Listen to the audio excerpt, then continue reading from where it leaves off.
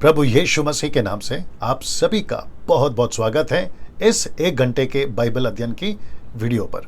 दोस्तों, मैं नहीं जानता आप कहां से देख रहे हैं, किस देश से या किस विदेश से, लेकिन आप सभी का स्वागत है। मेरा मकसद इस वीडियो को बनाने का यह है कि आप सभी बाइबल को बखूबी समझ पाएं, बाइबल को पढ़ने में आपकी रुचि बढ़ पाए, इंटरेस्ट बढ़ पाए, ताकि आप जो है बाइबल में ज़्यादा वक्त वचन को पढ़ने में बिता सकें। दोस्तों, मैं समझता हूँ कि पूरी दुनिया में अगर मेरी नॉलेज में, अगर मैं गलत हूँ विषय अलग है, लेकिन मेरी नॉलेज में यह पाया गया है कि मात्र 1 घंटे में, और वो भी हिंदी में, पहली बार हम ये आपके बीच में रखने जा रहे हैं और मुझे ऐसा करने में बेहद खुशी है। दोस्तों, उम्मीद यह है कि इस वीडियो के चलते जहाँ कहीं पे भी ये जाएगा, जिस किसी के पास में भी ये पहुँचेगा, वे सभी परमेश्वर के बाइबल को, पुस्तक जो परमेश्वर ने मानव जाति के लिए दी है, उसको बखूबी समझ सके। दोस्तों, इस सफ़र में, इस जर्नी में मैं इस वक्त आपको ले चलना चाहूँगा। ये मात्र 1 घंटे का वीडियो होगा और मैं चाहता हूं कि बड़े ध्यान से, इत्मीनान से आप लोग जो हैं इसके कैरेक्टर्स यानी कि चरित्र को देखते हुए आप जो हैं इसको सीखेंगे, समझेंगे और मसीह के राज्य में आगे बढ़ेंगे। चलिए दोस्तों, यहां से मैं आपको इस जर्नी में अब ले चलता हूं। जी, जैसे आपके स्क्रीन के ऊपर आप देख रहे हैं 1 घंटे में पूरी बाइबल का अध्ययन। दोस्तों, बाइबल एक ऐसा शब्द है, मैं समझता हूं कि एक ऐसी पुस्तक जिसने लाखों करोड़ लोगों की जिंदगी बदली है। बाइबल, जी हाँ, खूबसूरत पुस्तक, जिंदगी बदल देने वाली पुस्तक, एक ऐसी पुस्तक जिसने जिंदगियां बदली हैं लाखों करोड़ लोगों की। दोस्तों, ये एक ऐसी पुस्तक है जो सबसे ज्यादा दुनिया भर में आज भी पढ़ी जाती है और मैं समझता हूं कि दुनिया भर में शायद ही कोई ऐसा होगा जो बाइबल शब्द को ना जानता हो ना। दोस्तों, इंग्लिश में understanding the whole Bible by their characters in 1 hour. मैं कोशिश करूंगा कि इस बाइबल को उत्पत्ति की किताब से लेकर प्रकाशित वाक्य की किताब तक, फ्रॉम जेनेसिस टू रेवलेशन, इसके जो चरित्र हैं, भूमिकाएं जिसने भी निभाई, कैरेक्टर्स जिसने भी निभाई, उसको पकड़कर या उसके जीवन की बातों को लेकर आपको मैं पूरी बाइबल समझा सकूं, इसी मकसद के साथ में। और ऐसे ही करके मैं 1 घंटे में आपको पूरी बाइबल समझाने की कोशिश करूंगा। हाँ दोस्तों, बाइबल को 2 भागों में बांटा गया। एक है पुराना नियम और दूसरा है नया नियम, जिसके टोटल जो पुस्तकें हैं वह है 66 पुस्तक। एक में है 39 यानी कि पुराना नियम और दूसरा है 27 यानी कि नया नियम, और कुल मिलाकर होते हैं 66 बुक्स, 66 पुस्तक। Bible is divided into 2 parts, old testament and new testament, जो कि इंग्लिश वालों के लिए भी मैंने रख दिया है। अब 66 पुस्तकों को हम 6 भागों में आपके लिए बांट रहे हैं या बांटा गया है, और वह है दोस्तों लॉ, जेनेसिस टू डिटोनॉमी, दूसरा है history book, Joshua to Chronicles, तीसरा है पोएट्री, एजरा टू लेमेंटेशन, और चौथा है प्रोफेसी या प्रॉफिट्स, एजेकियल टू मलाकी, पांचवा है गॉस्पेल, मैथ्यू टू एक्ट्स, और छठवां है लेटर्स, रोमन्स टू रेवलेशन। ना दोस्तों, ये सारी पुस्तकें आपके बाइबल के अंदर हैं। व्यवस्था और फिर इतिहास और फिर भजनों की किताबें, भविष्यवक्ताओं की किताबें, सुसमाचार की किताबें और पत्रियां, ये सब कुछ आपको उत्पत्ति की किताब से लेकर प्रकाशित वाक्य तक की किताबें मिल जाएगी। ना दोस्तों, अब यहां से शुरू होता है उत्पत्ति की सृष्टि, जो आपके बीच में मैं इस वक्त में रखने जा रहा हूं, और मैं उम्मीद रखता हूं आप लोग सब तैयार होंगे। ना दोस्तों, जैसे आपके स्क्रीन के ऊपर आप एक हाथ बढ़ता हुआ देख रहे हैं, यह बताता है कि Elohim created heaven's and earth. परमेश्वर एलोहिम ने, जिसको मैं आपके लिए हिंदी में डाल रहा हूं, त्रिएक परमेश्वर ने आकाश और पृथ्वी की सृष्टि की। जी हां दोस्तों, एलोहिम परमेश्वर, मैं रखूंगा उसको आगे। नाउ इंग्लिश में लिखा है in the beginning God Elohim, bracket में, created the heavens and the earth. इसका मतलब है कि परमेश्वर, जिसका नाम है एलोहिम, पिता पुत्र पवित्र आत्मा, उसने इस पूरी सृष्टि की, जो भी आप लोग देख रहे हैं उसकी सृष्टि करी है। ये बात हमें उत्पत्ति की किताब से पहले वचन से ही मिलती है। ना दोस्तों, ये चित्र बताता है कि एलोहिम, ब्रैकेट में आप लोग देख लीजिएगा जिसको नीचे डाला है, ट्रायून गॉड, जो कि हिंदी शब्द है त्रिएक परमेश्वर, एलोहिम जिसमें पिता है, पुत्र है, पवित्र आत्मा है, और जो कि यहां लिखा है is the owner of this whole world और whole universe. Elohim triune God is the owner of this whole universe और होल वर्ल्ड। आप जैसा भी ठीक समझे, ये परमेश्वर है पूरी सृष्टि का।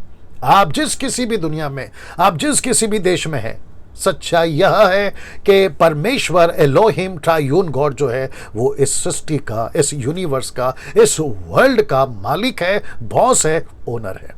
ये आपको समझना बहुत ज़रूरी है जब आप लोग पहली बार बाइबल को हाथ लगाते हैं या पहले वचन को पढ़ते हैं ना। दोस्तों, अब जो स्क्रीन के ऊपर आपके आ रहा है, ये 6 दिन में परमेश्वर ने क्या क्या बनाया आपके बीच में रखने जा रहा हूं। पहला दिन यानी कि first day light created, second day water separated, third day land, sea and plants were created.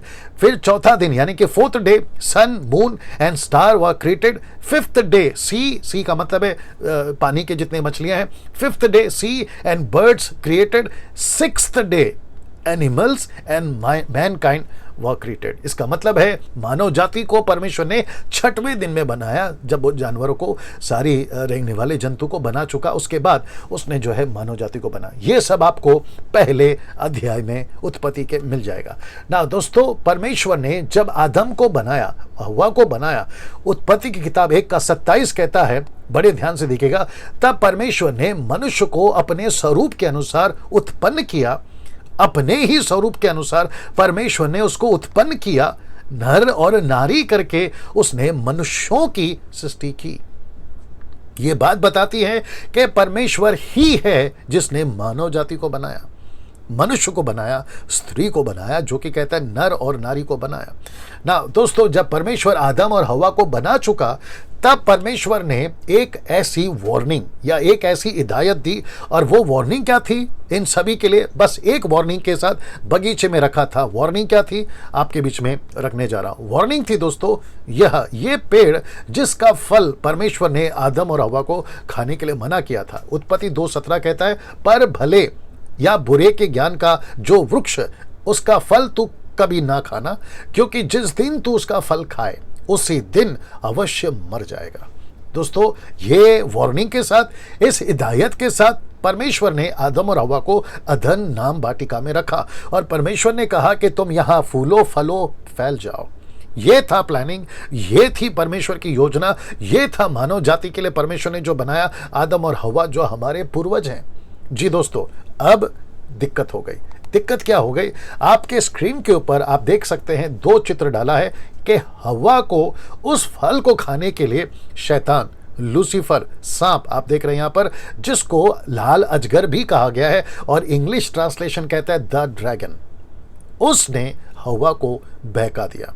और जिसको हम कहते हैं हमारी आदि माता यानी कि हव्वा, पहली औरत, जिसने, लूसीफर ने उस औरत को बहकाने में कामयाब हो गया। और लिखा है उत्पत्ति 3:6, जब स्त्री ने देखा यानी हव्वा, उस वृक्ष का फल खाने में अच्छा है, देखने में मनभाव, बुद्धि देने के लिए चाहने योग्य भी है, तब उसने उसमें से तोड़कर खाया।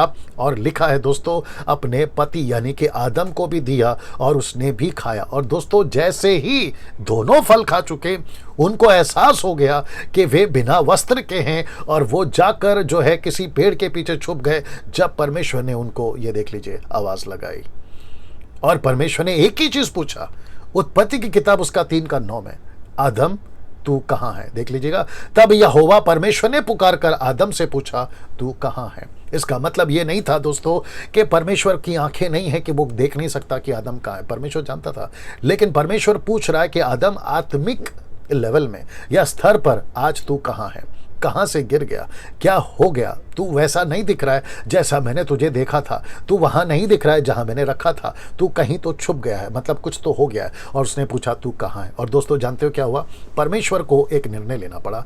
जैसे आपके स्क्रीन के ऊपर आप देख रहे हैं कि परमेश्वर को अदन की वाटिका से इन दोनों को निकाल देना पड़ा, क्योंकि परमेश्वर सब बर्दाश्त कर सकता है, परमेश्वर पाप बर्दाश्त नहीं कर सकता। जिसके चलते उत्पत्ति की किताब उसका 3रा अध्याय वचन 23 कहता है कि तब यहोवा ने उसको अधन की वाटिका में से निकाल दिया कि वह उस भूमि पर खेती करे जिसमें से वह बनाया गया था। जी दोस्तों, यहां से मानव जाति की एक दुखदाई, आदम और हवा की एक दुखदाई सफर, जर्नी शुरू होती है, जहां उसको मेहनत करनी है, जहां उसको कांटे चुभेंगे, जहां उसको जानवरों से डर लगेगा, जहां उसको बीमारी हो सकती है, जहां उसको धूप और ठंड लग सकती है, जहां उसको हर प्रकार की तकलीफ जो आज इंसान, आप और हम झेल रहे हैं, ये यहां से शुरू हो गया था दोस्तों।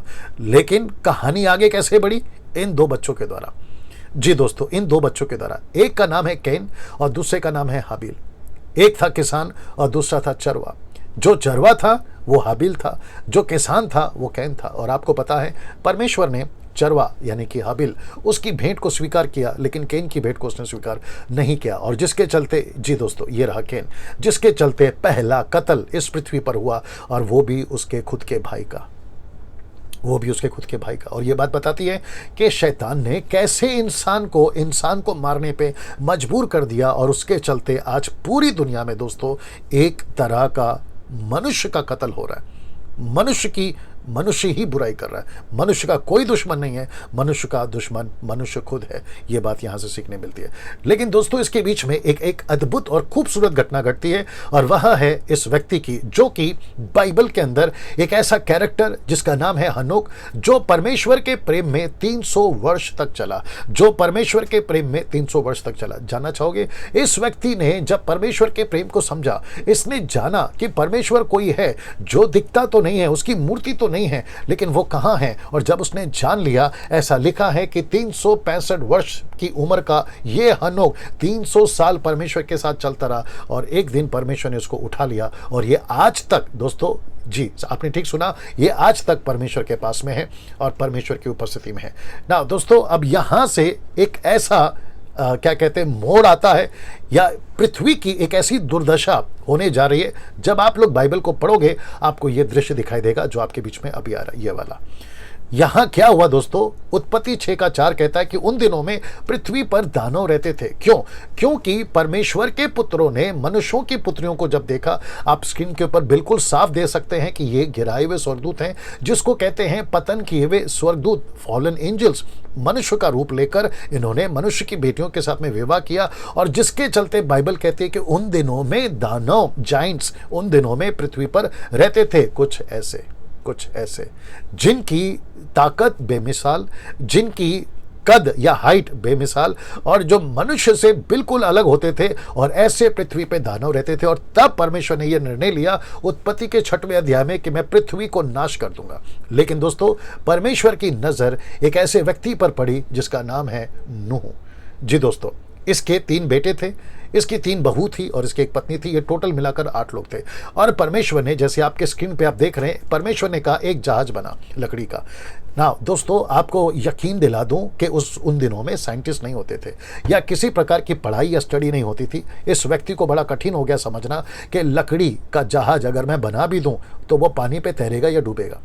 इसको यकीन था, विश्वास था कि अगर परमेश्वर ने कहा है तो लकड़ी का जहाज जरूर पानी पे तैरेगा, क्योंकि इसके पहले ना तो कभी बारिश हुई थी, ना इसके पहले कोई जहाज बना था, ना इसके पहले कोई ऐसी घटना थी कि जहाज पानी पे तैरता है। लेकिन इसने परमेश्वर पर विश्वास किया, जिसका जिक्र पौलुस इब्रानियों की किताब उसके 11 अध्याय में भी करता है ना। दोस्तों, यहां से परमेश्वर ने एक ऐसी योजना बनाई कि आदम, उसके 3 बेटे, 3 बहू और उसकी पत्नी, 8 लोगों को तो बचाया, लेकिन ये सभी जानवरों को भी बचाया, जोड़ी समेत। मतलब जोड़ा जिसको आप बोल सकते हैं, मेल फीमेल, ऐसे करके परमेश्वर ने इनको बचाया। और उसके बाद में लगातार दोस्तों यहाँ पूरी दुनिया खत्म हो जाती है, खत्म हो चुकी होती है। और जानते हो, इस चित्र को देख लीजिए, ऐसे पूरे मानो पूरी दुनिया, आप सोच नहीं सकते, 8 लोग और जहाज के अंदर जितने जानवर हैं, जैसे आपके स्क्रीन पे आप देख रहे हैं, सब खत्म हो गए। और ये बात बताती है उत्पत्ति की किताब 7:21, लिखा है, और क्या पक्षी, क्या घरेलू पशु, क्या बनेले पशु, पृथ्वी पर चलने वाले सब प्राणी और जितने जंतु पृथ्वी पर बहुतायत से भर गए थे, वे सब और सब मनुष्य मर गए।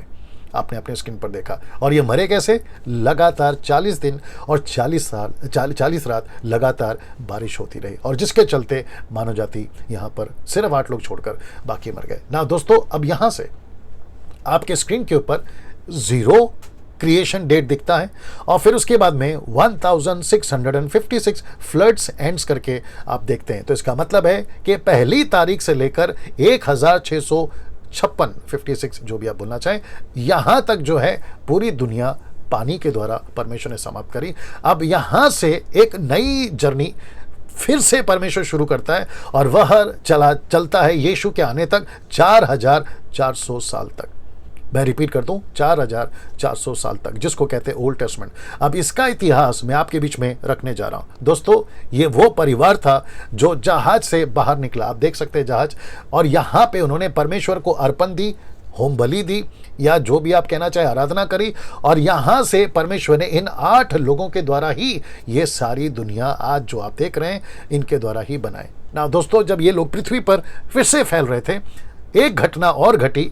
आप जैसे चित्र में देख रहे हैं, ये एक ऐसा टावर इन्होंने बनाया, या इनके बच्चों ने बनाया, या इनके बाद जो बच्चे आए थे उन्होंने बनाया। और यहाँ पे अब मैं आपको नाम देने जा रहा हूँ। ये नाम बड़ा ही प्रचलित है आज की तारीख में भी, और वो नाम है बेबीलोन। हिंदी में बाबिल, इंग्लिश में बेबीलोन। और यहाँ से भाषा जातियों में गड़बड़ी हो गई। उत्पत्ति 11:1 में आप देख सकते हैं ना। परमेश्वर ने यहाँ पर भाषाओं में गड़बड़ी इसलिए डाली क्योंकि परमेश्वर नहीं चाहता था कि ये एक जगह पे टिके रहे जिसका नाम है बेबीलोन।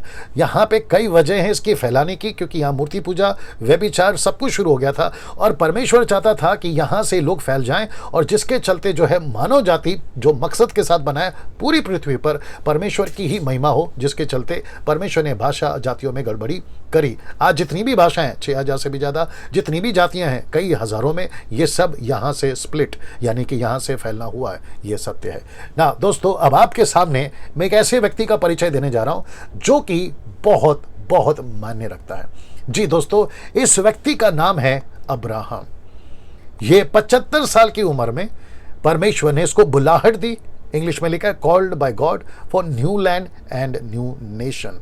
मैं बहुत जल्द आपको उसका परिचय दे दूंगा ना। दोस्तों, जैसे ही ये व्यक्ति परमेश्वर के पास में आता है, परमेश्वर इसको बुलाता है और परमेश्वर कहता है कि तुझे एक नए सफर में ले चलूंगा, एक नई जाति तेरे द्वारा बनाऊंगा, एक नया नेशन, राष्ट्र मैं तेरे द्वारा क्रिएट करूंगा। दोस्तों, जब इसकी 100 साल की उम्र हो गई थी, 100 साल की उम्र में इसको कोई बच्चा नहीं था, लेकिन 100वें साल में परमेश्वर ने इसको एक बेटा दिया जिसका नाम था इसहाक। जी दोस्तों, ये चित्र देख लीजिए। एक तरफ चित्र में देख सकते हैं बच्चा छोटा है, लेकिन अगला ही चित्र बताता है कि बच्चा बड़ा हो गया। और जब बच्चा बड़ा हो गया तो परमेश्वर ने इसकी परीक्षा ली और कहा कि जिसको तू इतना प्यार करता है उसको बलि कर दे।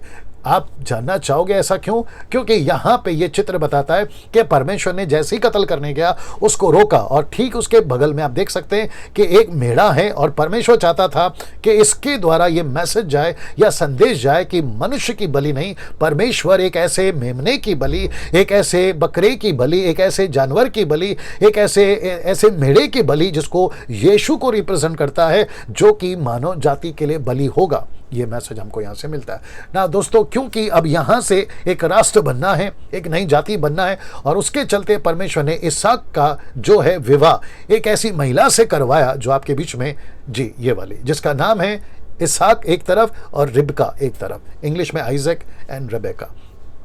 इनके द्वारा 2 बच्चे पैदा हुए, और ये दोनों बच्चों का नाम है यह, एक का नाम है एसाव और दूसरा का नाम है जेकब। एसाव और याकूब आप लोग बाइबल में जब पढ़ोगे तो आपको मिलेगा। एक बनता है शिकारी और दूसरा जो है वो घर पर रहता है, खेती करता है और जो है खाना बनाने में माहिर होता है। और दोस्तों, इसकी घटनाएं अद्भुत इसलिए भी है क्योंकि जो एसाव था उसको भूख लगी और उसने अपना बड़ा भाई होने का पद बेच दिया मात्र एक भोजन के लिए।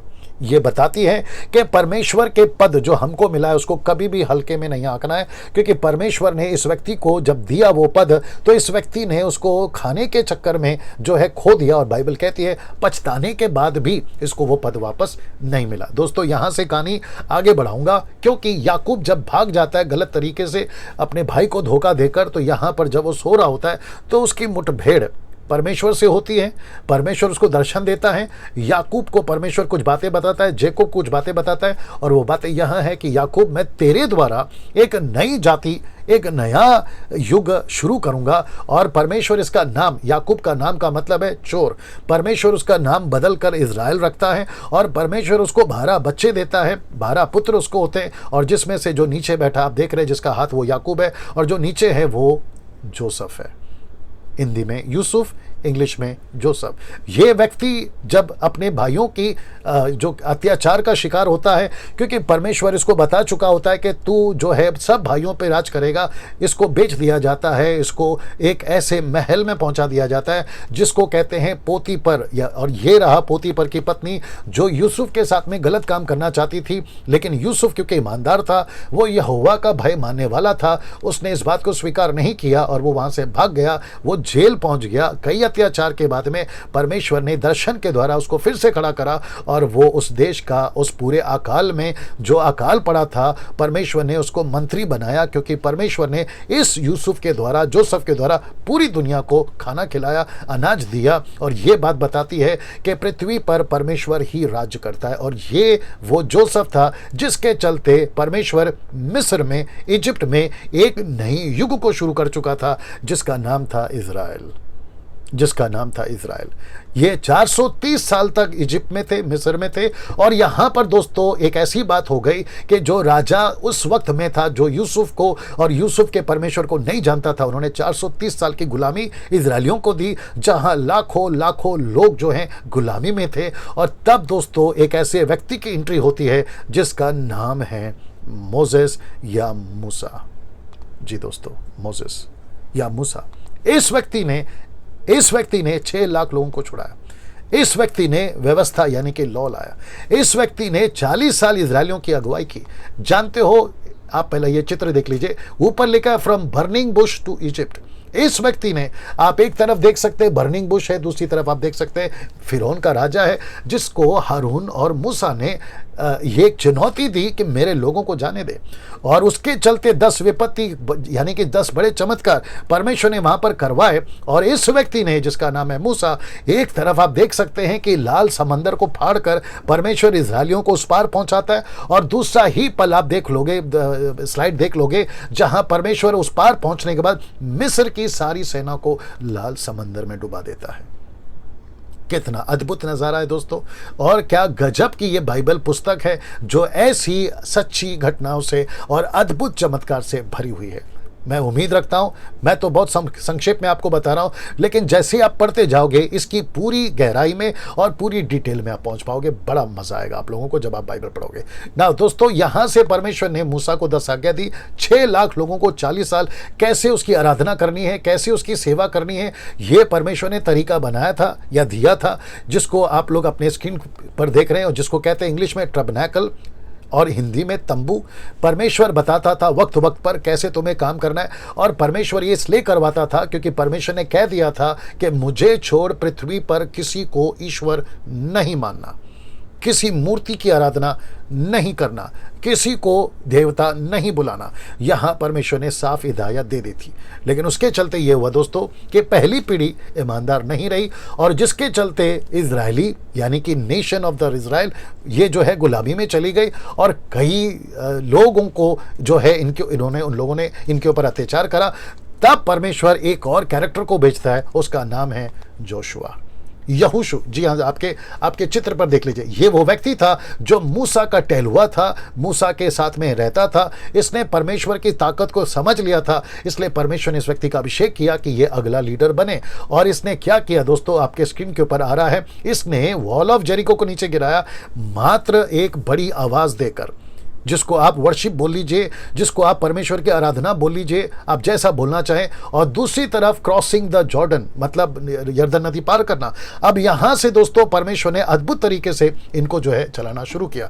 लेकिन ठीक इसके बाद में जब यहोशू मर जाता है तो वक्त वक्त पर राजा, वक्त वक्त पर अगुवे बदलते चले गए। और उसमें था ये गिडियन, हिंदी में गिदोन। स्वर्गदूत का दर्शन मिलता है और इसको परमेश्वर कहता है कि तू फिलिस्तीनियों के हाथ से इजरायलियों को छुड़ाएगा। और 7 साल की गुलामी जो थी मिधानियों में, उनसे इसने उनको विजय दिलाए। उसके बाद में दोस्तों अगला कैरेक्टर आता है और वह है सैमसन, जिसकी ताकत बेमिसाल थी, उसके बालों में ताकत थी, और जिसके चलते उसने ऐसे फिलिस्तीनियों को हराया। 2 पिलरों से उसको बांध कर रखा था, उसको उसने तोड़ दिया। इसकी ताकत इतनी बेमिसाल थी दोस्तों कि ये शेर तक को फाड़ देता था, इतनी ताकत थी। लेकिन ये हमेशा ताकतवर तो रहा, लेकिन कभी ऐसा पढ़ने में आएगा आपको कि ये एक महिला जिसका नाम है दलाइला, उसकी गोद में सर रखकर उसने वो रहस्य बता दिया जो कि उसके सर के बाल पर था, और यहां पर ये हार गया, फेल हो गया। और बताते हैं कि ये ताकतवर तो था लेकिन एक महिला के सामने झुक गया।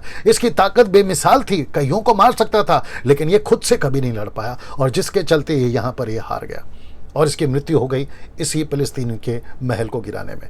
बड़ा दुखदायी इसका अंत हुआ। इससे बहुत कुछ सीख सकते हैं जब आप लोग पढ़ोगे ना। दोस्तों, यहां पे एक महिला की आपको मैं परिचय करा दूं जिसका नाम है रूथ जी, जिसके कंधे पे इसने हाथ रखा है। ये उसकी सास है और रूथ उसकी बहू है, और सास का नाम है नुआमी, और जिससे इसका विवाह होता है वो है बोआज। आप जब रूथ की पुस्तक पढ़ोगे तो आपको सब कुछ पता चल जाएगा। ये महिला की एक बात मुझे अच्छी लगी, इसको जब कहा गया इसकी सास की तरफ से कि तू अपने घर, तू अपने देवताओं के पास लौट जा, जिसकी तू आराधना करना चाहे कर ले, लेकिन रूथ उसको जवाब देती है कि जो तेरा परमेश्वर है वो मेरा परमेश्वर है, जिसकी तू सेवा करेगी मैं उसकी सेवा करूंगी। और दोस्तों, यकीन जानिए कि इसी स्टेटमेंट ने, इसी बात ने इसको कामयाब किया, इसको आशीष दी, और बोआज जो कि बड़ा धनी था उससे इसकी विवाह हुई, जो कि बताता है पूरे के पूरे न्यू टेस्टमेंट को। फिर कभी इसके ऊपर हम बात करेंगे ना। दोस्तों, यहां से एक ऐसे व्यक्ति का परिचय आपके बीच में रखने जा रहा हूं, जब आप बाइबल पढ़ते होंगे तो ये लड़का आपके नजर में जरूर आएगा, जिसका नाम है सैमुएल। सैमुएल बड़ी छोटी उम्र में इसको परमेश्वर के भवन में रख दिया गया था, और यहां से दोस्तों इसको परमेश्वर ने इतने अद्भुत रीति से इस्तेमाल किया। इसको आप पहला प्रॉफिट, फर्स्ट प्रॉफिट बोल सकते हैं, पहला भविष्यवक्ता, जो कि ये लड़के के द्वारा 2 राजाओं का परमेश्वर ने अभिषेक करवाया। पहला राजा जिसका नाम है शाऊल, राजा शाऊल आपके स्क्रीन के ऊपर, और दूसरा राजा जिसका नाम है राजा दाऊद। आप सभी जानते हैं राजा दाऊद के बारे में, जिसने गोलियात को मारा है और जिसने परमेश्वर के लोगों को चलाया है और अद्भुत रीति से चलाया है, राजा दाऊद ना। दोस्तों, राजा दाऊद के बारे में ये चित्र बताती है कि ना केवल गोलियात को मारा और विजय हासिल करी, लेकिन इसने परमेश्वर के लोगों को बड़ी ईमानदारी से, बड़ी खूबी से परमेश्वर के राज्य में इसने लोगों को चलाया ना। दोस्तों, जब यहां से ये कैरेक्टर खत्म होता है, एक दिलचस्प कैरेक्टर आपके बीच में रखने जा रहा हूं, और वह है एलाइजा एंड एलाइशा, एलिया और एलिशा। अद्भुत बात है दोस्तों, ये दोनों के दोनों अपने जमाने में अद्भुत सामर्थ्य थे। एक व्यक्ति ने 7 बड़े चमत्कार किए तो एलीशा ने 14 चमत्कार किए। अद्भुत रीति से परमेश्वर ने दोनों को चलाया, और ये बात बताती है कि परमेश्वर अपने ज़माने में, बाइबल के ज़माने में अद्भुत रीति से लोगों को सामर्थ्य देता था या पावर देता था। लेकिन जैसे ही ये सब कुछ हो गया दोस्तों, इजरायली 70 साल की गुलामी बेबीलोनियंस के पास, राजा नबूकदनेस्सर के पास पहुंच गई, और जिसके चलते एक कैरेक्टर आपके बीच में पेश कर रहा हूं जिसका नाम है नेहमिया। इस व्यक्ति ने मंदिर तो नहीं बनाई, क्योंकि मंदिर का काम एजरा को मिला था, एजरिया को मिला था, लेकिन इस व्यक्ति ने जो दीवार गिर गई थी उसकी मरम्मत करी। कुछ ऐसे, ना दिन देखा ना रात देखा, और 52 दिन में, मात्र 52 डेज में इसने परमेश्वर की गिरी हुई भवन की दीवार को मजबूती से बनाया, सताव का सामना किया, चैलेंजेस का सामना किया, लेकिन इसने विजय हासिल करी। दोस्तों, इसी कड़ी में एक और महिला का परिचय आपको देने जा रहा हूं, क्योंकि वक्त रहते रहते कई जाति, कई किंग्स, राजाओं, लोगों ने इजरायली की नेशंस पर अपनी आंख लगाई थी, और उस वक्त में एक महिला जिसका नाम है एस्तर, यहूदियों को खत्म कर दो, यहूदियों के सारे, यहूदियों का मतलब है नेशन ऑफ इजराइल, उसको खत्म कर दो। लेकिन ये महिला जिसका नाम है एस्तर, इसने 3 दिन के उपवास के साथ में परमेश्वर की उपस्थिति में बैठकर राजा के मन को अपनी तरफ मोहित कर दिया, आकर्षित कर दिया, और उसने वो बिल साइन करने पे मजबूर कर दिया जहां यहूदियों के पक्ष पे हो, और यहूदी बचाए गए। दोस्तों, जैसे ही ये घटना घटी, बीच में आपको एक ऐसी पुस्तक मिलेगी जिस पुस्तक का नाम है अय्यूब, इंग्लिश में जोब, ये वाला। इसके बच्चे थे, इसकी प्रॉपर्टी थी, इसका सब कुछ अच्छा चल रहा था, लेकिन अचानक से सब कुछ खत्म हो गया, क्योंकि बिहाइंड द सीन, पर्दे के पीछे, दोस्तों आपको बताना चाहूंगा, पर्दे के पीछे लूसीफर यानी कि शैतान एक ऐसी बात को करने चला गया, या एक ऐसी बातें उसके साथ में हो गई, इसका सब कुछ खत्म हो गया। क्योंकि परमेश्वर के पास में लूसीफर ने जाकर कहा कि मैं तुझे जो है अय्यूब को आपने इतनी आशीष दी है, अगर आप उसकी आशीष छीन लोगे तो आपको वो तिरस्कार करेगा, आपके विरोध में बात करेगा। लेकिन ऐसा इस व्यक्ति ने कुछ भी नहीं किया दोस्तों। और ये बात बताती है, आपके बीच में वचन रखने जा रहा हूं, अय्यूब की किताब उसका पहला अध्याय 21 से 22 तक में, मैं अपनी माँ के पेट से नंगा निकला था या नंगा निकला, वही नंगा लौट जाऊंगा, यहोवा ने दिया, यहोवा ही ने लिया, यहोवा का नाम धन्य है। इन सब बातों में भी अय्यूब ने ना तो पाप किया और ना परमेश्वर पर मूर्खता से दोष लगाया। और इसी बात ने दोस्तों परमेश्वर के इस अच्छे दास और इतने अच्छे ईमानदार सेवक को दुगना आशीष दिया। आपके स्क्रीन के ऊपर आप देख सकते हैं कि इसकी जो उम्र थी मरते वक्त में, लिखा है उसके बाद अय्यूब 140 वर्ष जीवित रहा, 4 पीढ़ी तक अपना वंश देखने पाया। यह आशीष की बात है, 140 वर्ष तक जीवित रहा ना दोस्तों। अब यहां से शुरू होता है प्रॉफिट्स का सिलसिला। प्रॉफिट्स की यानी कि भविष्यवक्ताओं की एंट्री होती है, जिन्होंने मसीहा के आने की भविष्यवाणी वक्त रहते करी है ना दोस्तों। ये सारे नाम आपके बीच में मैं रख रहा हूं, हिंदी में नहीं रख पाया, आप लोग इसको जब पढ़ोगे तो आप लोगों को मिल जाएगा। ये सारे जो नाम हैं आपके बीच में मैं रख रहा हूं ना दोस्तों। अब यहां से हमारा नया नियम शुरू होता है और वह है यह ना दोस्तों। मैं चाहता हूं कि जब आप नए नियम की बात करते हैं या आप जब नया नियम पढ़ोगे तो आपको एहसास हो जाएगा कि नए नियम में एक ही कैरेक्टर है और वह है यीशु। यह चित्र, जी दोस्तों, जिसके बारे में 600 साल पहले भविष्यवाणियां हो चुकी है, जिसका परिचय मैं आपको अभी करा चुका हूं। ये 600 साल पहले से एक भविष्यवाणी हो गई थी, जिसको ज्योतिष तक जानते थे कि एक अभिषेकित पैदा होगा। आपके स्क्रीन के ऊपर आप देख लीजिए, एक अभिषेकित पैदा होगा। ये ज्योतिष विश्वासी नहीं थे, ये अविश्वासी थे, इनका ईश्वर यहोवा नहीं था, एलोहिम नहीं था। लेकिन उसके बावजूद ये स्टडी कर चुके थे उन दिनों में कि पृथ्वी पर एक मसीहा पैदा होगा। और वो मसीहा पैदा हुआ और ये तारे ने, ये जो स्टार आप देख रहे हैं, इस तारे ने उनका मार्गदर्शन किया। और जब ये पहुंचे राजा के पास में, जो कि ये चित्र में आप देख रहे हैं, राजा हेरोदेस, इन तीनों ज्योतिषों ने पूछा, ये नहीं पूछा कि जो बच्चा पैदा हुआ है वो कब, इन्होंने सिर्फ इतना पूछा वो बच्चा जो पैदा हुआ है कहाँ। फर्क है कब में और कहाँ में, मैं इसको बता चुका हूं। अब ये राजा को जैसे ही पता चलता है कि बच्चा पैदा हुआ है और वो राजा बनेगा, इसने 2-2 साल के बच्चों को मरवा डाला जो इजरायली के गोत्र के बच्चे थे। अब यहां से दोस्तों, जब परमेश्वर ने यीशु को चमत्कार रीति से इस हृदय से बचाया, बच्चा बड़ा होते होते जब 12 साल का हो गया, आपके स्क्रीन के ऊपर आप देख लीजिए, जब यीशु 12 साल का हो गया तो शास्त्री फरीसी, याद रखिए शास्त्री फरीसी कौन थे, ये वही शास्त्री फरीसी थे जो अब्राहम से लेकर इसहाक तक, इसहाक से लेकर याकूब तक, याकूब से लेकर मूसा तक, मूसा से लेकर यहोशू तक, यहोशू से लेकर आपका गिदोन तक और आगे राजा दाऊद। और ऐसे करते करते अगर आप पढ़ोगे आपको पता चलेगा एक नेशन खड़ा कर दिया था और वो नेशन था इजराइल। और उसके बाद परमेश्वर ने उनको एक तंबू टबरनेकल दिया था, व्यवस्था दी थी और जिसके चलते परमेश्वर उनको चलाता था। लेकिन जब मसीहा पैदा हो गया तो नया नियम शुरू हो गया और इनके बीच में परमेश्वर यीशु मसीह जब 12 साल के थे सवाल जवाब करते थे। और यहीं से ये शास्त्री फरीसियों को पता चल गया कि ये जो लड़का 12 साल का यानी यीशु मसीह, ये जो है इसकी पढ़ाई अलग है, इसकी बातें अलग हैं, इसकी सीख अलग है, ये कुछ अलग है। इनको यहीं से आभास हो गया था। और यहीं से जब यीशु 30 साल का हो गया, आपके चित्र स्क्रीन के ऊपर देख लीजिए, यीशु का बपतिस्मा होता है और यीशु फिर वापस वहीं पहुंचता है जहां पहले ये शास्त्री फरीसी 12 साल के लड़के को देख चुके थे। और यीशु मसीह ने यहां से इनके बीच में फिर वो बातों को रखना शुरू किया जिसकी भविष्यवाणी, वो चाहे यशाया हो या फिर हेzekiel हो, यिर्मयाह हो, जिन्होंने प्रोफेसी करी थी। इन्होंने सब कुछ बताया कि कैसे मसीह आएगा। और यहां से यीशु मसीह ने अपनी सेविकाई शुरू करी 40 दिन के उपवास के साथ।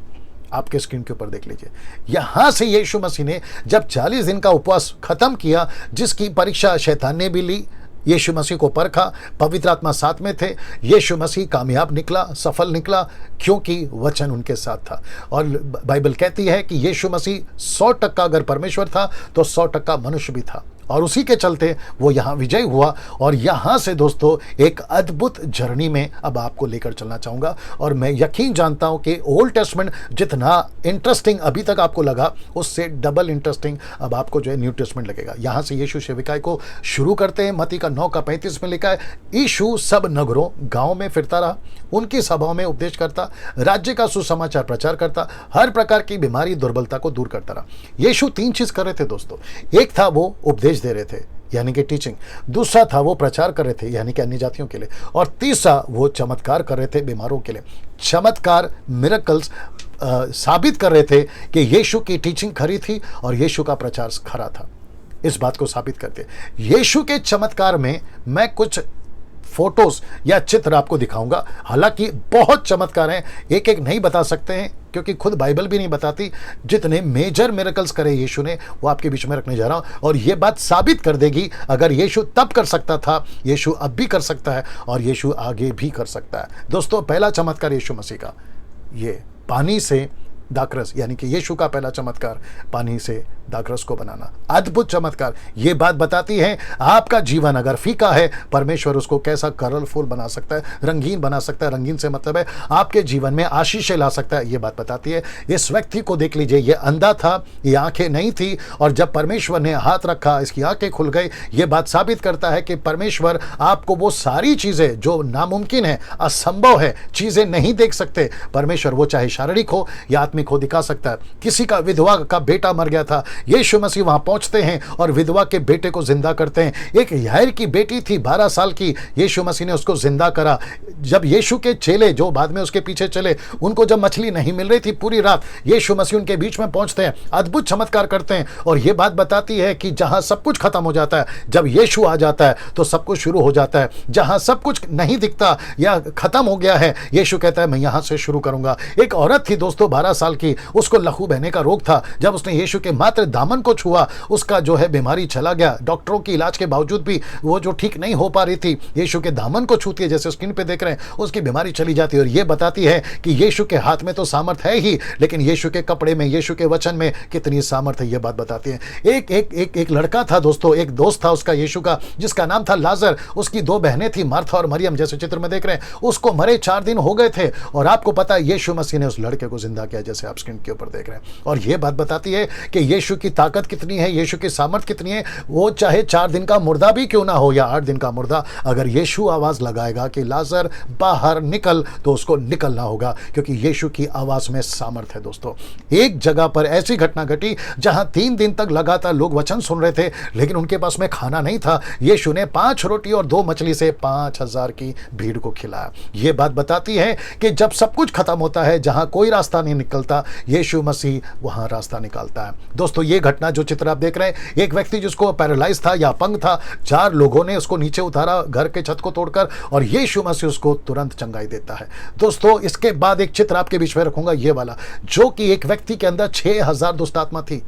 आप कल्पना भी नहीं कर सकते, 6000 दुष्ट आत्मा। इसकी जिंदगी नरक बन गई थी दोस्तों। ये जंगलों में रहता था, कब्रों में रहता था, माता पिता से दूर रहता था, गांव से दूर रहता था, कोई पसंद नहीं करता था। लेकिन इस एक व्यक्ति के लिए यीशु मसीह नदी पार कर कर आते हैं और इसकी जिंदगी को छूते हैं, और ये भला चंगा हो जाता है।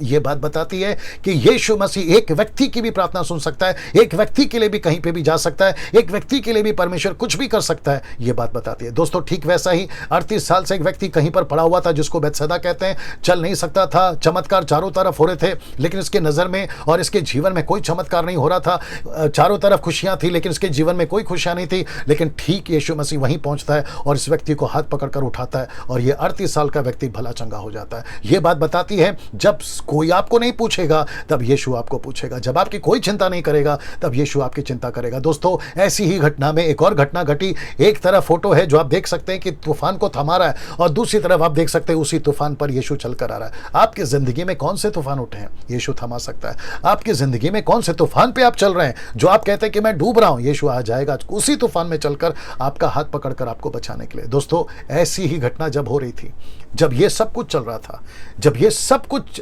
यीशु का कार्य शास्त्री फरीसी देख रहे थे, जब सब कुछ ये बातें चल रही थी, दूसरी तरफ यीशु को पता था कि मैं पृथ्वी पर सिर्फ चमत्कार करने नहीं आया, मैं पृथ्वी पर सिर्फ मुर्दे जिंदा करने नहीं आया, मैं पृथ्वी पर सिर्फ चमत्कार करने नहीं आया, मैं बहुत बड़े कीमत को चुकाने आया, जो गतसमनी के बाग में यीशु मसीह ने उस प्रार्थना में बिताई, जहां वो चाह रहा था कि ये कटोरा टल जाए, ये दुख टल जाए, लेकिन उसने जानते हो अंतिम में क्या कहा, मेरी नहीं बल्कि तेरी मर्जी पूरी हो जाए, तेरी मर्जी पूरी हो जाए। आपको भी यही प्रार्थना करना है। आप कितने दुख में, आज कोई फर्क नहीं पड़ता, आप कितने परेशानी में हैं, इस सब से यीशु गुजर चुका है, और यीशु की तरह सीखना होगा कि प्रभु मेरी नहीं बल्कि तेरी मर्जी पूरी हो जाए। जानते हो यीशु मसीह यहाँ प्रार्थना में क्या कर रहे हैं? यीशु को पता था कि कुछ लोग साजिश कर रहे हैं। ये देख लीजिए, वो साजिश क्या थी?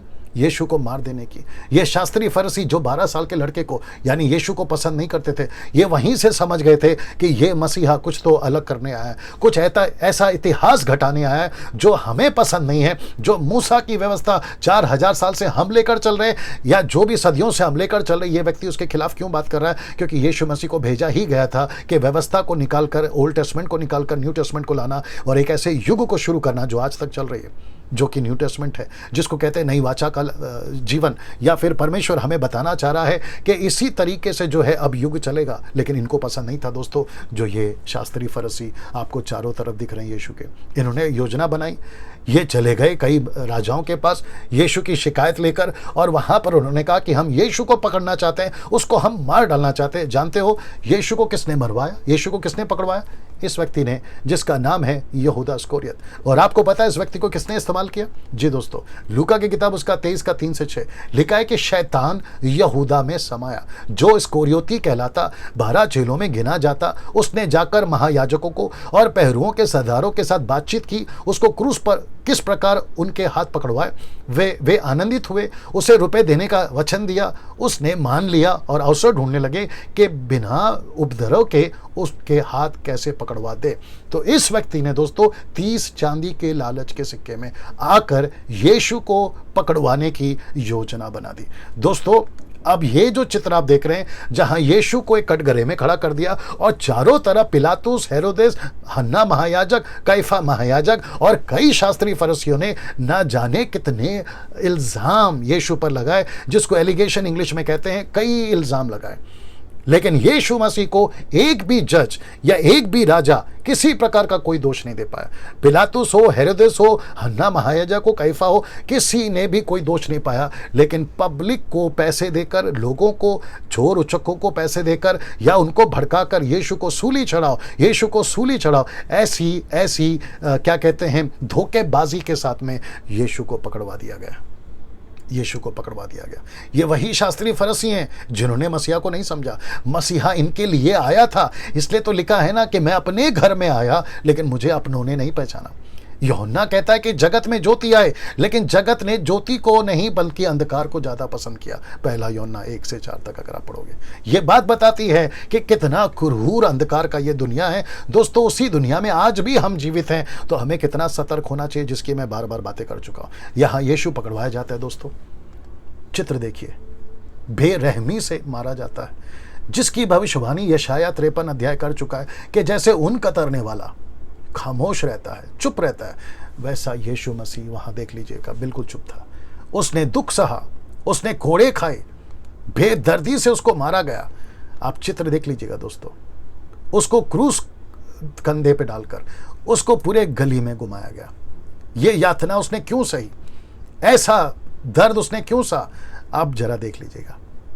बाइबल कहती है ये सब कुछ उसने इसलिए सहा क्योंकि मानव जाति के पाप जो इतने क्रूर थे, इतने भयंकर थे, उसके लिए ये कीमत चुकाना जरूरी था।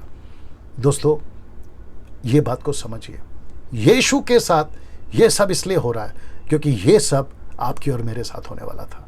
लेकिन यीशु ने हम पर ना बीतते हुए, हम पर ये ना बीते, उसके चलते उसने खुद के ऊपर ये सब कुछ सह लिया। ऐसी मौत पूरे मानव जाति में, पूरे इतिहास में कभी नहीं घटी। ऐसी दर्दनाक मौत यीशु को दी गई दोस्तों, यीशु को दी गई।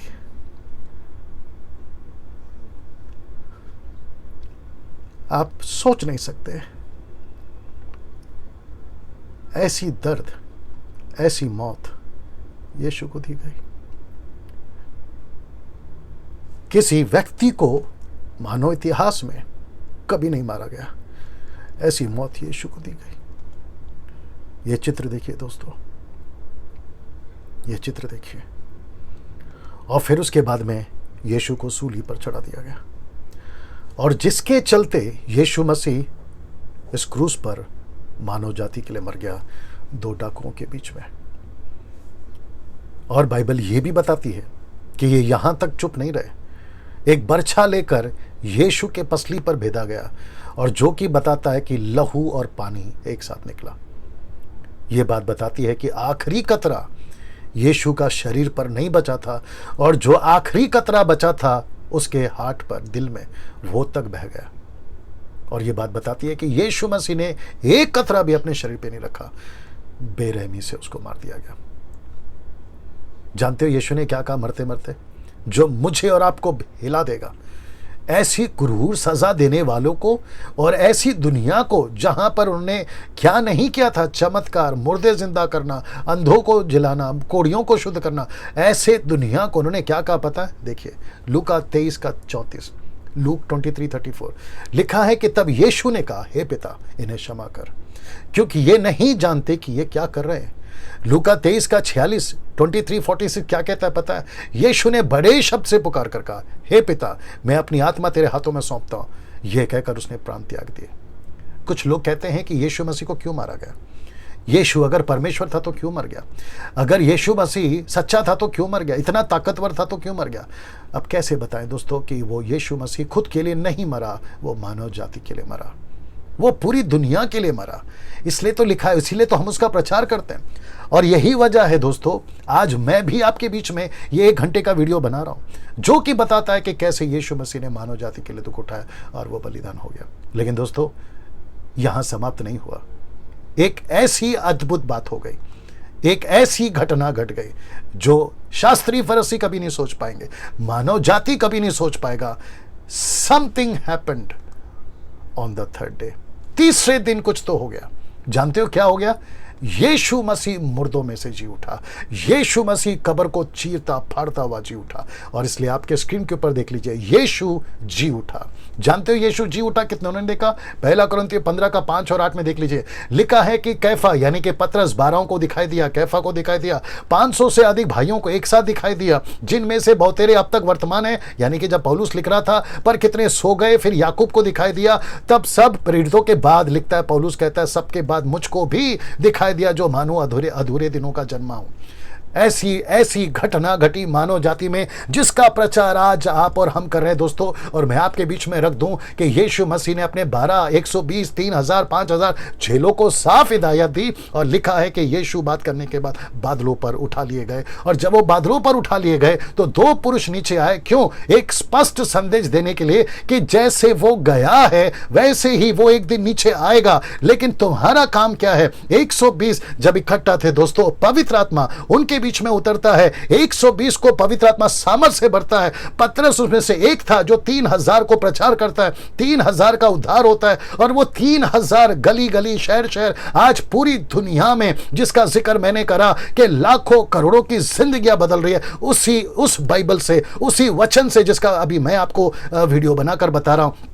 ये पतरस था, ये योना था, जिसने 3000 का प्रचार किया। ना केवल प्रचार करा, लेकिन ये चमत्कार करते थे। जन्म के लंगड़े को उन्होंने ठीक करा, और ये लंगड़ा उछलता कूदता हुआ परमेश्वर की स्तुति करता हुआ जब पूरे उस यरूशलेम में, उस समरिया में, यहूदिया में, जब एक प्रकार का हल्ला मच गया। जानते हो दोस्तों क्या किया गया? जैसे यीशु को मारा था, वैसे उन्हीं शास्त्री फरीसी ने फिर से एक लड़के को मारा, जिसका नाम था स्टीफनुस। और यहां पर यह बात बताती है कि परमेश्वर का वो जो 7 साल का युग था, वो यहां पर एंड होता है, जिसका जिक्र दानियेल की पुस्तक में मैं कर चुका हूं। और उसके बाद में दोस्तों जब ये हो रहा था तो स्टीफन ने यीशु मसीह को पिता के दाहिने हाथ में खड़े हुए देखा, और ठीक उसके बगल में अब हाथ बांधा हुआ जो एक व्यक्ति है, उसका परिचय मैं थोड़ी देर में कराऊंगा। लेकिन जब ये सब कुछ हो रहा था तो दोस्तों कलीसिया फैल गई, शहर शहर, गांव गांव। सताव जब बढ़ गया था, प्रेरितों की किताब 8वां अध्याय को जब आप पढ़ने में आओगे, आपको पता चलेगा कि यहां से कलीसिया पूरी तरह से फैल गए,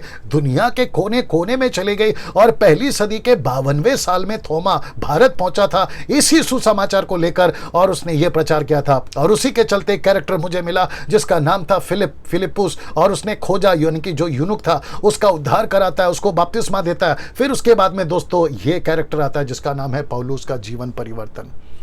ये पौलुस जिसने कलीसिया को सताया था, जिसने स्टीफन को मारा था और उसके कपड़े की रखवाली कर रहा था, इसका जीवन बदलता है परमेश्वर। और जब इसका जीवन बदलता है दोस्तों, ये देख लीजिए, यहां से परमेश्वर उसको एक नई सेविकाई देता है। और वो नई सेविकाई में पौलुस को परमेश्वर जो है इस प्रकार से बदलता है उसका जीवन कि ये लिख बैठा 1 कुरिन्थियों 1:23 में, परंतु हम तो उस क्रूस पर चढ़ाए हुए मसीह का प्रचार करते हैं। फिर वो आगे कहता है रोमियो 15:10 में, पर मेरे मन की उमंग यह है कि जहां जहां मसीह का नाम नाम नहीं लिया गया वहीं सुसमाचार सुनाओ। दोस्तों, इस व्यक्ति ने जिसका नाम है पौलुस, ये कैरेक्टर जिसका नाम है पौलुस, इसने अपने जीवन काल में 14 पत्रियां लिखी। पौलुस ने 14 पत्रियां लिखी और कलीसिया को स्थिर करता चला गया, कलीसिया को मजबूत करता चला गया। दोस्तों, इसने कलीसिया की नींव डाली जैसे मूसा ने कलीसिया की नींव डाली। इस व्यक्ति ने कलीसिया की स्थापना करी जैसे मूसा ने टबरनेकल की स्थापना करी, जैसे मूसा ने 10 आज्ञा लाई। इसने कलीसिया का चलना कैसा होगा, दान क्या होते हैं, कलीसिया को कैसे कार्य करना है, ये सारी चीजों को बताने में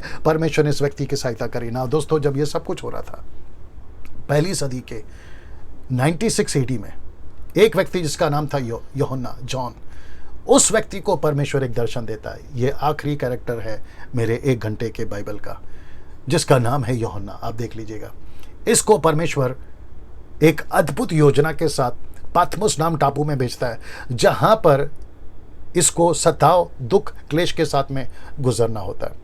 ये चित्र आप देख रहे हैं, स्वर्गदूत तुरी फूक रहे, स्वर्गदूत बता रहा है एक तरफ में कि पृथ्वी पर कैसा क्लेश पड़ेगा। इस सब की जो रिकॉर्ड है इसने प्रकाशित वाक्य की पुस्तक में, जो अभी ठीक आपके हाथ में है, प्रकाशित वाक्य 1 से लेकर 22 तक के अध्याय में, उसको पूरी तरह से लिखा और उसने सब कुछ आपके बीच में रखा। और इसका सबसे हाईलाइट पॉइंट क्या है दोस्तों? इसका सबसे हाईलाइट पॉइंट है यीशु मसीह का फिर से इस दुनिया में आना, जिसको कहते हैं Jesus is coming back. Jesus is coming back. दोस्तों, मैं उम्मीद करता हूं कि इस पूरे अभी तक आपने जो सीखा या आपने सुना या आपने देखा, यह बात बताती है कि कैसे परमेश्वर इस यीशु को इस पृथ्वी पर लाने के लिए एक कैसी योजना के साथ पूरे जो है दुनिया को चलाता है। इसका पैदा होना, इसका चमत्कार करना, इसका क्रूस पे मरना और उठा लिया जाना और वापस आना, ये बात को बताता है कि यीशु मसीह सच्चा है। मुझे नहीं पता कि कौन क्या कहता है, कौन क्या सिखाता है, लेकिन मैं आपको बता दूं, यीशु मसीह फिर से वापस आने वाला है इसी पृथ्वी पर। दोस्तों, अब आपके बीच में ये बात आपको समझना बहुत ज़रूरी है कि यीशु मसीह सच्चा है। जब आप बाइबल को पढ़ते हैं, जब आप पवित्र शास्त्र को पढ़ते हैं, ये बात बताती है कितनी सच्चाई है, कितनी खरी बातें हैं, कितनी अद्भुत बातें हैं इसके अंदर। मेरी विनती है आप लोगों से, ये वीडियो जब आपके पास पहुंचेगा, आपका बाइबल पढ़ना, आपका बाइबल पढ़ने का जो रुचि है वो बढ़ने लगे। आप परमेश्वर के वचन में, परमेश्वर के राज्य में मजबूती से आगे बढ़ें, उसी मकसद के साथ ये मैंने वीडियो बनाया।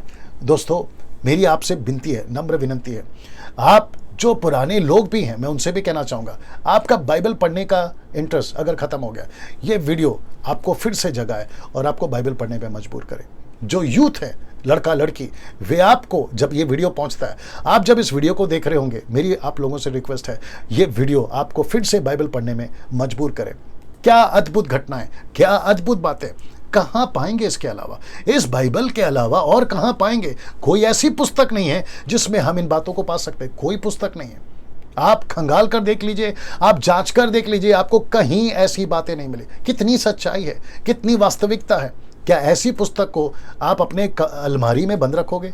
आप अपने तकिया के नीचे रखकर सुपरस्टिशियस की तरह इस्तेमाल करोगे, अंधविश्वास की तरह इस्तेमाल करोगे, दुष्ट आत्मा और शैतान को भगाने के लिए इस्तेमाल करोगे?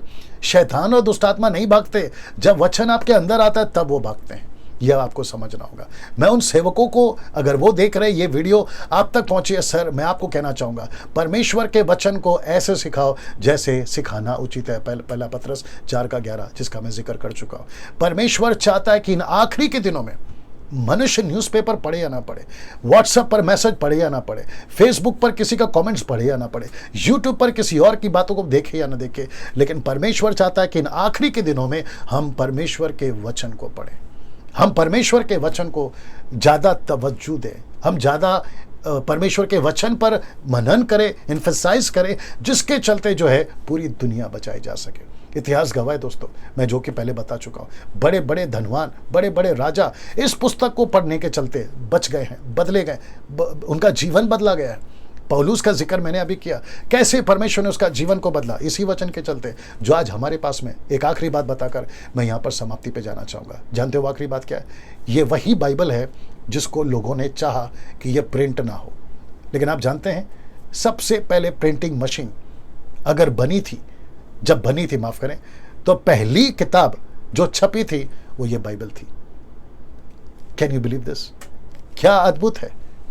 इसी बाइबल को लाखों लोगों ने, कई राजाओं ने, कई मंत्रियों ने और कई ऐसे रूढ़िवादियों ने इसको जलाने की, फाड़ने की, खत्म करने की कोशिश करी, लेकिन आप जानते हैं वो मिट गए, वो खत्म हो गए। लेकिन ये बाइबल को खत्म नहीं कर पाए, परमेश्वर के वचन को खत्म नहीं कर पाए। ये इतिहास गवाह है, वो चाहे जैसे भी तैसे भी, जिस किसी भी भाषा में पहुंची, हिंदी, तेलुगु, तमिल, मराठी, गुजराती, लैटिन, आपका अमेरिकन से आपका चाइनीज, जिस किसी भी भाषा में, भाषा से कोई मतलब नहीं है, लैंग्वेज से कोई मतलब नहीं है, लिखाई से कोई मतलब नहीं है, कागज से कोई मतलब नहीं है, लैपटॉप से कोई मतलब नहीं है, आजकल जो टेक्नोलॉजी चल रही है उससे कोई मतलब नहीं है, लेकिन वचन तब भी उतना ही पावरफुल है जितना अब है, और जितना अब है वो आगे ही रहेगा। और यह बात बताती है कि परमेश्वर, सब कुछ खत्म हो जाएगा, आकाश और पृथ्वी टल जाएगी, लेकिन उसका वचन कभी नहीं टलेगा। Can you believe this? भजन संहिता 148 का 2 कहता है, परमेश्वर कहता है कि उसने अपने नाम से भी ज्यादा अपने वचन को महत्व दिया है। Can you believe this? और यशायाह 55:11 क्या कहता है? मेरा वचन बिना काम किए नहीं लौटेगा। मैं आप सभी से अपील करना चाहता हूं, आप सभी को रिक्वेस्ट करना चाहता हूं, ये वीडियो जितना हो सके शेयर करिए, जितना हो सके लोगों तक पहुंचाइए, जितना हो सके इसको वायरल करिए। मैं समझता हूं कि मसीह इतिहास में, पूरी दुनिया की बात कर रहा हूं, मसीह इतिहास में 1 घंटे में पूरी बाइबल को इस तरीके से कैरेक्टर वाइज आपके बीच में परमेश्वर ने अनुग्रह दिया, और ये सारा श्रेय प्रभु को जाता है, आपके बीच में रखने के लिए मुझे अनुग्रह दिया। मैं चाहता हूं कि इसका खूब फायदा उठाए। ये सदी, अगर आज हम जिंदा हैं तो जब तक हूं, और अगर ये सदी खत्म होती है, अगली सदी आती है, अगर ये सिस्टम वहां तक चलता है यूट्यूब वाला, वहां तक लोग देखें और मसीह के नजदीक आए। आप सभी से यही विनती करूंगा, इसको जरूर देखें, दूसरों तक पहुंचाएं, और जितना हो सके इसको वायरल करें। दोस्तों, ये 1 घंटे का वीडियो आपको कैसा लगा? आप कमेंट्स बॉक्स, फेसबुक, यूट्यूब जब भी देखोगे, या फिर आपको मेरा नंबर मिलता है, ज़रूर अपनी प्रतिक्रिया दें, और यीशु के नज़दीक आए, उसी मकसद के साथ मैं इस वीडियो को बनाया। मैं जानता हूं कि इस वीडियो को आप ज़रूर देखोगे। प्रभु आपको आशीष दे। जय मसीह।